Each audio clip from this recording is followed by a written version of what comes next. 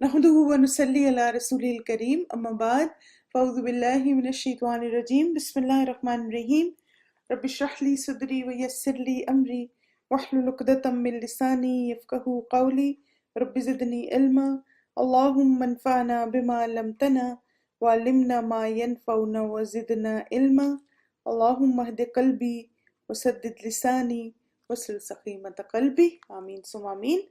आज की जो हमारी दुआ है बहुत मुख्तसर दुआ है लेकिन बहुत जामियत रखती है अपने अंदर, तो इंशाल्लाह हम कोशिश करेंगे कि इस दुआ के अल्फाज पे गौर व फिक्र भी करें और साथ साथ इसको ज़्यादा खुशू और ध्यान के साथ पढ़ें इंशाल्लाह। सबसे पहले ज़िक्र की फजीलत और अहमियत के बारे में एक कौल, इब्नुल क़य्यिम का ये कौल है, ज़िक्र ये आसान तरीन इबादत है, यानी इबादत में से है और सबसे बेहतरीन और अफजल अमल है जिसे बंदा करता है, हालांकि वो अपने बिस्तर पर, बाजार में, रास्ते में और सेहत और बीमारी की हालत में होता है। क्या ज़बरदस्त बात, इबादत में से है जिसको इन अदर वर्ड्स आप कह सकते हैं इंसान हर हाल में कर सकता है। चाहे आप बिस्तर पे लेटे हुए आप अल्लाह का जिक्र कर सकते हैं, काउच पे बैठे रिलैक्स कर रहे हैं, रिक्लाइनर पे बैठे हुए हैं, मसाजर पे बैठे हुए हैं, या आप बाजार में शॉपिंग कर रहे हैं, या आप ट्रैवल कर रहे हैं, या आप हेल्दी हैं, चलते फिरते अपने काम कर रहे हैं, और या आप बीमार हैं, हर हाल में आप अल्लाह ताला को याद कर सकते हैं। जिक्र के लिए आप देखें वुदू शर्त नहीं है, यानी जिक्र तो हर हाल में हो सकता है। हाँ, वही बात है कि आप देखें कि हर चीज़ के ना लेवल्स होते हैं। जब आप बावजू होते हैं तो ऑब्वियसली उसका लेवल बढ़ जाता है, लेकिन अगर आप नहीं हैं फिर भी अल्लाह ताला के हाँ वो आपकी इबादत कबूल हो जाएगी। तो कभी भी इस वजह से अल्लाह का जिक्र करने से ना रुकें कि ओहो मैं तो बावजू नहीं हूँ, नहीं कोई बात नहीं, करते रहे अल्लाह का जिक्र। और चूंकि बावजू होना जो है वो वैसे भी एक इबादत है, तो कोशिश किया करें कि आप जितना ज़्यादा इस हालत में रहें, ज़्यादा मोस्ट ऑफ द टाइम कोशिश करें कि आप वुदू की हालत में रहें। आप देखें कुछ ऐसी सिचुएशंस होती हैं जिसमें आप किसी बीमारी की वजह से, या जैसे औरतों की कुछ तकालीफ होती हैं जिसकी वजह से वो नमाज नहीं पढ़ती, रोज़ा नहीं रखती, तो उन दिनों में भी आप वुज़ू कर सकते हैं, उसमें कोई हर्ज नहीं है। यानी नमाज और रोज़ा मना है ना, लेकिन वुज़ू की कोई पाबंदी नहीं है। आप देखना, आप उन दिनों में भी अगर आप वुज़ू करें तो आप कितना अच्छा और फ्रेश फील करेंगे। चलिए, आज की हमारी दुआ है दुआ नंबर 11, आऊज़ु बिकलिमातिल्लाहि ताम्माति मिन शर्रि मा खलक। पढ़ें इसको, आऊज़ु बिकलिमातिल्लाहि ताम्माति मिन शर्रि मा खलक। मैं पनाह मांगता हूँ अल्लाह के तमाम कलमात के साथ हर उस चीज के शर से जो उसने पैदा की। इसके बारे में दो हदीस हैं, एक तो हदीस है जो कि सुबह शाम की दुआओं के हवाले से है, और एक हदीस दूसरी भी है जिसमें यही अल्फाज हमें मिलते हैं। अबू हुरैरा रज़ियल्लाहु अन्हु से रवायत है कि एक शख्स नबी सल्लल्लाहु अलैहि वसल्लम के पास आया और कहा, या रसूलल्लाह सल्लल्लाहु अलैहि वसल्लम, मुझे बड़ी तकलीफ पहुंची है इस बिच्छू से जिसने कल रात मुझे काटा। यानी कोई इंसेक्ट था या कोई जैसे स्कॉर्पियन था जिसने उनको काटा। आप सल्लल्लाहु अलैहि वसल्लम ने फरमाया, अगर तू शाम को ये कह लेता आऊज़ु बिकलिमातिल्लाहि ताम्माति मिन शर्रि मा खलक, तो वो तुझे ज़रर ना देता। तो यहाँ पर हमें ये पता चलता है कि नबी सल्लल्लाहु अलैहि वसल्लम ने इस दुआ को शाम के वक्त पढ़ने को कहा है। जैसे अगर आप या कनस्ताइन देखें तो उसमें ये लिखा हुआ होगा कि शाम के वक्त एक बार, लेकिन अगर आप सुबह भी पढ़ना चाहें तो कोई हर्ज नहीं है, क्योंकि वैसे भी आप देखें हर वक्त शैतान के हमले तो होते रहते हैं और नुकसानदेह तकलीफें भी हैं। तो वैसे अगर आप इस नीयत से पढ़ लेते हैं कि अल्लाह ताला हर शर से महफूज रखे, तो सुबह में भी इसको पढ़ा जा सकता है। फिर इसी तरह एक और जो इसके बारे में हदीस आती है, खौला बिनते हकीम से रवायत है कि नबी सल्लल्लाहु अलैहि वसल्लम ने फरमाया, जो कोई किसी मंजिल पर पहुंचकर ये पढ़े, मंजिल का क्या मतलब है, अपने डेस्टिनेशन पे, یعنی آپ ٹریول کر رہے ہیں، آپ کہیں گئے ہیں، جیسے آپ ہوٹل روم میں گئے ہیں، آپ کسی کے گھر گئے ہیں، کسی کے گھر کے کمرے میں آپ نے جیسے وہاں پہ رہنا ہے، کہیں بھی آپ بازار میں گئے ہیں، کسی نئی جگہ گئے ہیں، تو کیا کریں؟ اعوذ بکلمات اللہ التامات من شر ما خلق، تو اس سے کوئی چیز نقصان نہیں پہنچا سکتی جب تک کہ وہ اس جگہ سے دور نہ ہو جائے۔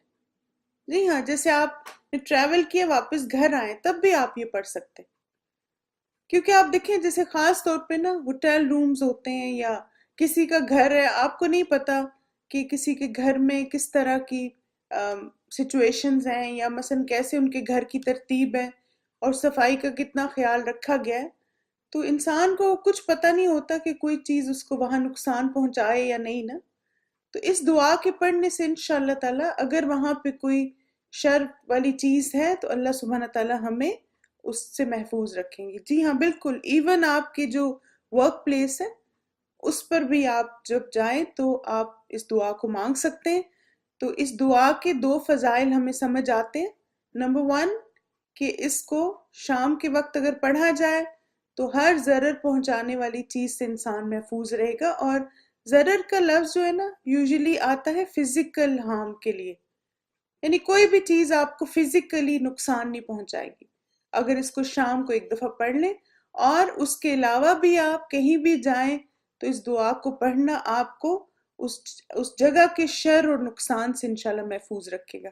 پھر آپ دیکھیں کہ جیسے آج کل کے جیسے حالات ہیں نا، مثلا خاص طور پہ مسلمز کے لیے بہت انپریڈکٹیبل ہے ہر جگہ، تو آپ اپنے بچوں کو بھی یہ دعا یاد کرائیں اور آپ ان سے کہیں کہ جب آپ اسکول میں انٹر ہو آپ نے یہ دعا پڑھ لینی، کیونکہ اللہ کی حفاظت جو ہے نا وہ کامل حفاظت ہے۔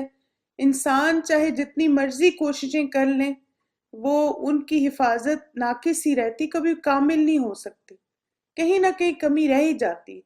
آپ دیکھیں نا کتنی سیکیورٹی اور کتنے انتظامات اور ہر چیز ہونے کے باوجود اگر کوئی شر پسند چاہے تو وہ نقصان پہنچا سکتا ہے نا، لیکن جب انسان اللہ پہ توکل و بھروسہ کرے تو ہر جگہ میں آ کے انسان پہ ہر طرح کے نقصان سے محفوظ رہتا ہے۔ جی بالکل، اب دیکھیں کوئی بھی نئی جگہ، جیسے یہ نا جب کوئی کسی منزل پر پہنچ جائے، جیسے آپ کا جہاز لینڈ کیا آپ پڑھ لیں، آپ مثلا ایئرپورٹ سے نکلیں آپ پڑھ لیں، آپ بار بار اس کو پڑھیں تاکہ کوئی بھی اگر وہاں پہ نقصان دہ چیز ہے تو اللہ تعالیٰ آپ کو اس سے محفوظ رکھے۔ اس دعا کی اہم بات کیا ہے؟ اس دعا میں ہم اللہ سبحانہ تعالیٰ کے سارے حفاظت اور عافیت والے کلمات کا واسطہ دے کر ہر شر سے حفاظت کی دعا مانگیں۔ جب ہم کہتے ہیں نا بکلماتی، تو اس کا کیا مطلب ہے کہ جتنے بھی اللہ سبحانہ تعالیٰ کی حفاظت اور عافیت والے کلمات ہیں، باتیں ہیں، ہم ان کا حوالہ واسطہ دے رہے ہیں۔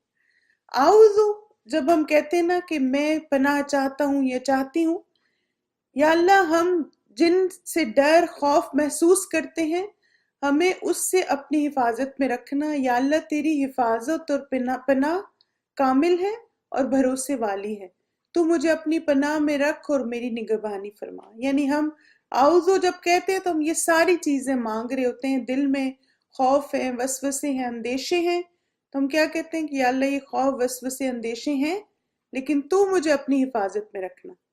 یا اللہ سارے حفاظت اور عافیت میں رکھنے والے کلمات سے تجھ سے دعا ہے کہ میری حفاظت فرمانا۔ یا اللہ مخلوق میں جو چیزیں نقصان، ضرر، تکلیف دینے والی ان سب سے مجھے محفوظ رکھنا۔ اس دعا میں ہم یہ مانگ رہے ہیں۔ یا اللہ اس مخلوق میں جن چیزوں میں شر موجود ہے، کون کون سی چیزیں شر والی؟ شیطان کا شر، جادو کا شر، رات کا شر اور مخلوقات کا شر۔ جب آپ کہتے ہیں نا من شرری، تو من شرری کہہ کے آپ ہر طرح کا شر آپ نے اس میں انکلوڈ کر دیا۔ جی ہاں، حسد مخلوقات کے شر میں آ جاتا ہے۔ تو میجر جو ہے نا 4 طرح کے شرور ہیں اور باقی اس کی سب کیٹیگریز ہیں۔ شیطان کے شر میں آپ دیکھیں ساری جنات اور سب چیزیں آ جاتی ہیں۔ جادو کے شر میں سارے وہ جادو کی اقسام آ جاتی ہیں۔ رات کے شر میں آپ دیکھیں ڈاکو اور پھر یہ بچھو وغیرہ، سانپ، یہ سب چیزیں جو رات کو شر نکلتا ہے۔ اور مخلوقات انسانوں میں جتنا بھی شر موجود ہے. تو آپ سوچیں کہ کتنا جامع لفظ ہے نا. ایک ہم کہتے ہیں شر اور کتنی کچھ اس میں چیزیں ہم کور کر لیتے ہیں. یا اللہ ہر جگہ جہاں میں جاؤں اور وقت گزاروں اس جگہ میں جو بھی شر موجود ہے اس سے مجھے بچا کے رکھنا. ایسا ہو نہیں سکتا کہ ہم کہیں جائیں اور وہاں پر کوئی نقصان دینے والی چیز نہ ہو. ہر جگہ، ایون اپنے گھر میں بھی. آپ دیکھیں کچن میں آپ کھڑے ہوتے ہیں اور آپ کا ہاتھ کٹ جاتا ہے، چھری کے شر سے آپ نہیں بچ سکے.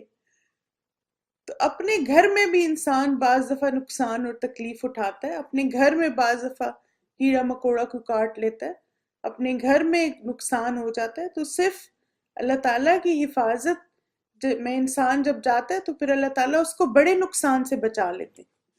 آپ دیکھیں یہ بھی ہمیشہ یاد رکھیں کہ بعض اوقات دعا مانگنے کے باوجود بھی اگر نقصان ہو جائے تو پھر کیا سوچیں کہ ہو سکتا ہے کہ میری تقدیر میں اس سے بڑا نقصان لکھا ہو اور میری دعاؤں اور صدقات کی برکت سے اللہ تعالیٰ نے مجھے بڑے نقصان سے بچا لی.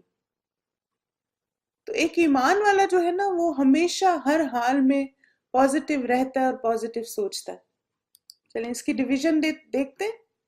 اعوذ میں پناہ مانگتا ہوں بکلمات اللہ التاماتی، اللہ کے تمام کلمات کے ساتھ. اور کلمات میں آپ نے کیا بات یاد رکھنی ہے کہ اللہ تعالیٰ کے جتنے بھی حفاظت اور عافیت والے کلمات ہیں جن سے اللہ سے حفاظت مانگی جا سکتی. من شر، ہر اس چیز کے شر سے، ما خلق، جو اس نے پیدا کی. چلیں اب اس دعا کو مانگیں.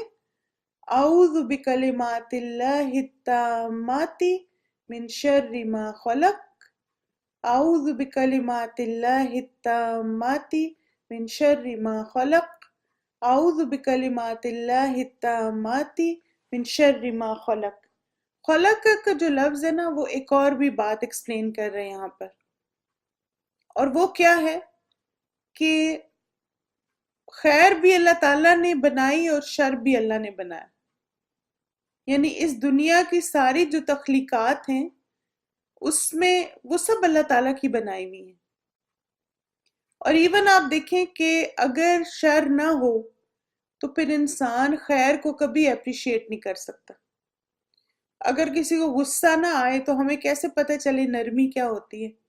کیا آپ نرمی کو اور محبت کو اپریشیٹ کر سکتے ہیں اگر آپ کو غصے والے ایموشن کا پتہ نہ چلے؟ اگر نفرت نہ ہوتی تو یہ کیسے پتہ چلتا محبت کیا ہوتی ہے؟ ہم اس کو محسوس نہ کر پاتے. حسد نہ ہوتا تو نعمت کی قدر کیسے آتی؟ تو اللہ سبحانہ تعالیٰ نے یہ اپوزٹس جو رکھے دنیا میں، چاہے ایموشنز ہوں چاہے مخلوقات ہوں، یہ اس وجہ سے تاکہ ہم دوسری نعمتوں کی قدردانی کر سکیں.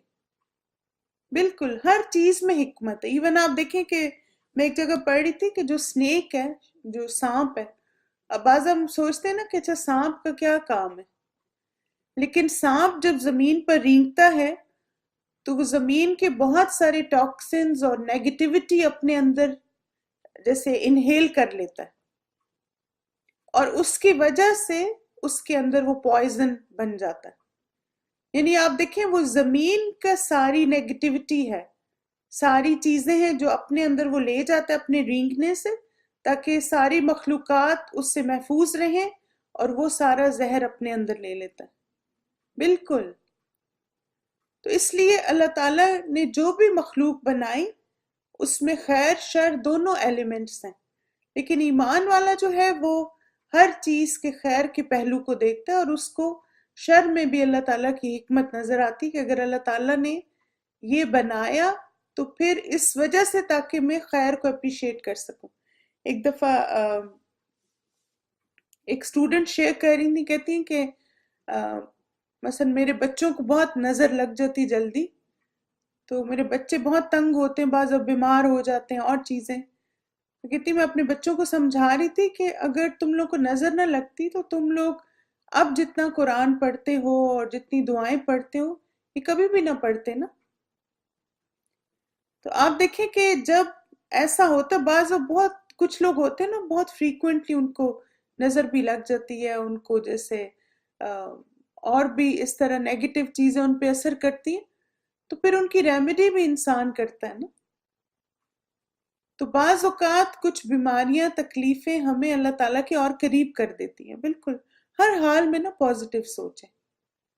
چلیں اللہ سبحانہ تعالیٰ سے دعا ہے کہ اللہ تعالیٰ ہمیں اور ہماری فیملیز کو ہر طرح کے شر اور فتنوں سے محفوظ رکھے۔ جزاکم اللہ خیرا کثیرا، بارک اللہ فیکم، سبحانک اللہم و بحمدک، اشہد ان لا الہ الا انت، استغفرک و اتوب الیک۔ السلام علیکم ورحمۃ اللہ وبرکاتہ۔